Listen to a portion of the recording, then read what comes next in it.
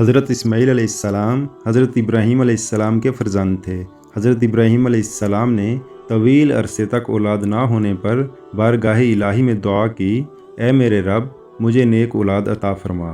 اللہ تعالیٰ نے یہ دعا قبول فرمائی اور حضرت حاجرہ علیہ السلام کے بطن سے حضرت اسماعیل علیہ السلام کی ولادت ہوئی۔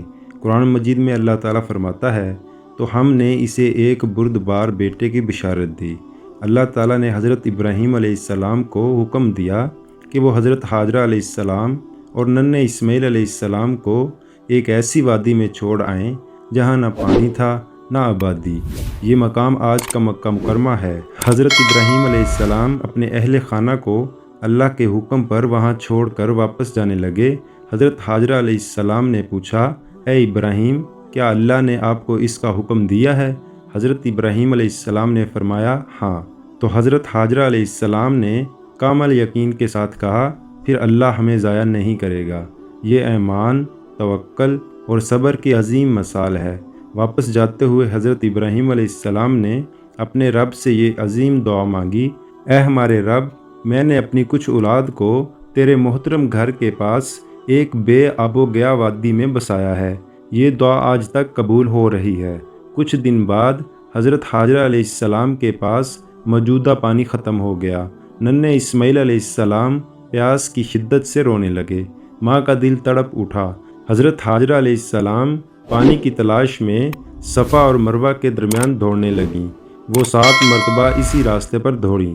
یہی عمل بعد میں صحیح قرار پایا جو آج تک حج اور عمرہ کا حصہ ہے۔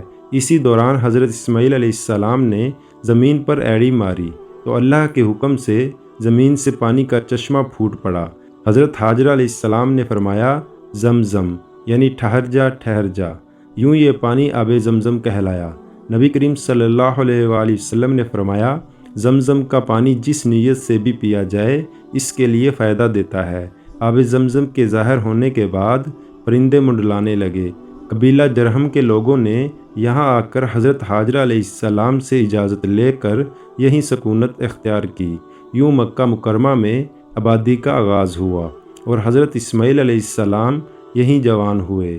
حضرت اسماعیل علیہ السلام مکہ مکرمہ میں پرورش پاتے رہے۔ قبیلہ جرہم کے درمیان رہ کر انہوں نے عربی زبان سیکھی اور عفت، صبر، اطاعت اور بردباری کی اعلیٰ مثال بنے۔ قرآن مجید میں اللہ فرماتا ہے، جب وہ اس عمر کو پہنچ گیا کہ باپ کے ساتھ چل پھر سکے، یہ وہ وقت تھا جب اللہ تعالیٰ نے حضرت ابراہیم علیہ السلام کو ایک عظیم ترین امتحان میں ڈالا۔ حضرت ابراہیم علیہ السلام نے خواب میں دیکھا کہ وہ اپنے بیٹے کو ذبح کر رہے ہیں۔ انبیاء کے خواب وہی ہوتے ہیں۔ حضرت ابراہیم علیہ السلام نے اپنے بیٹے سے فرمایا، اے میرے بیٹے میں خواب میں دیکھتا ہوں کہ میں تمہیں ذبح کر رہا ہوں، تم بتاؤ تمہاری کیا رائے ہے؟ حضرت اسماعیل علیہ السلام نے بغیر کسی تردد کے فرمایا، اے میرے والد جو حکم آپ کو دیا گیا ہے وہی کیجیے، انشاءاللہ آپ مجھے صبر کرنے والوں میں سے پائیں گے۔ یہ جملہ بیٹے کی کامل اطاعت، ایمان اور تسلیم و رضا کی بے مثال ہے۔ پس جب دونوں نے حکم مان لیا اور ابراہیم علیہ السلام نے اپنے بیٹے کو پیشانی کے بل لٹا دیا، یہاں سلمہ کا لفظ استعمال ہوا ہے جو یہ بتاتا ہے کہ باپ بھی راضی بیٹا بھی راضی، دونوں اللہ کے حکم کے آگے جھک گئے۔ یہ اسلام کی اصل روح ہے۔ جیسے ہی حضرت ابراہیم علیہ السلام نے چھری چلانے کا ارادہ کیا، اللہ تعالیٰ نے فرمایا، اے ابراہیم تم نے خواب کو سچا کر دکھایا۔ پھر اللہ تعالیٰ نے فرمایا، اور ہم نے اس کے بدلے ایک عظیم قربانی دے دی۔ یوں حضرت اسماعیل علیہ السلام کی جگہ جنت سے ایک مینڈھا نازل کیا گیا اور اللہ تعالیٰ نے ان دونوں کو کامیاب قرار دیا۔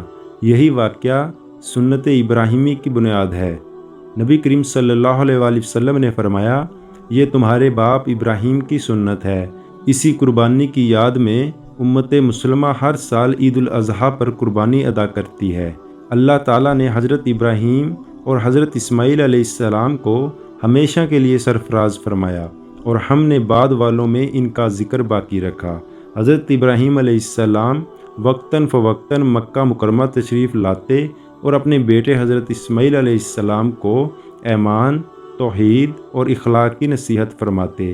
قرآن مجید میں عمومی طور پر انبیاء کی وصیت بیان ہوئی ہے اور حضرت ابراہیم علیہ السلام نے اپنی اولاد کو اسی دین کی وصیت کی۔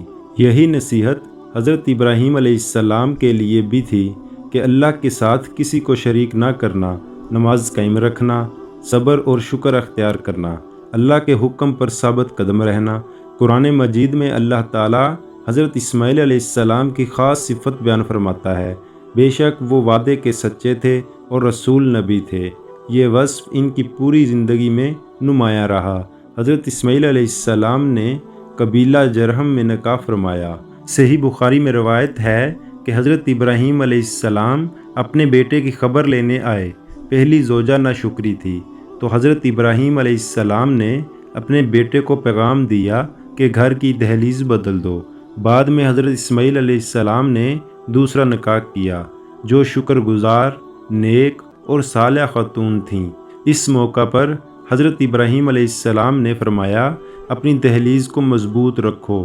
یہ واقعہ اطاعت والدین اور دانائی کی عظیم مثال ہے۔ اللہ تعالیٰ نے حضرت ابراہیم اور حضرت اسماعیل علیہ السلام کو بیت اللہ کی تعمیر کا حکم دیا، اور جب حضرت ابراہیم علیہ السلام اور حضرت اسماعیل علیہ السلام اس گھر کی بنیاد اٹھا رہے تھے، اللہ تعالیٰ فرماتا ہے اور وہ اپنے گھر والوں کو نماز اور زکوٰۃ کا حکم دیتے تھے۔ یہ ظاہر کرتا ہے کہ حضرت اسماعیل علیہ السلام صرف نبی ہی نہیں بلکہ بہترین مربی بھی تھے۔ حضرت اسماعیل علیہ السلام نے طویل عمر پائی۔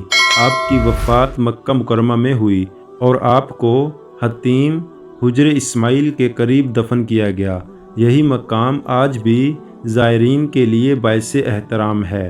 اللہ تعالیٰ نے حضرت اسماعیل علیہ السلام کو نبی بنایا، رسول بنایا، صبر و وفا کی مثال بنایا، بیت اللہ سے وابستہ فرمایا، قیامت تک قربانی کی سنت کا ذریعہ بنایا۔ یوں حضرت اسماعیل علیہ السلام کی زندگی اطاعت، قربانی، صبر، توحید اور وفا کا روشن مینار ہے۔ اللہ تعالی ہمیں ان عظیم نبی کے نقش قدم پر چلنے کی توفیق عطا فرمائے، آمین۔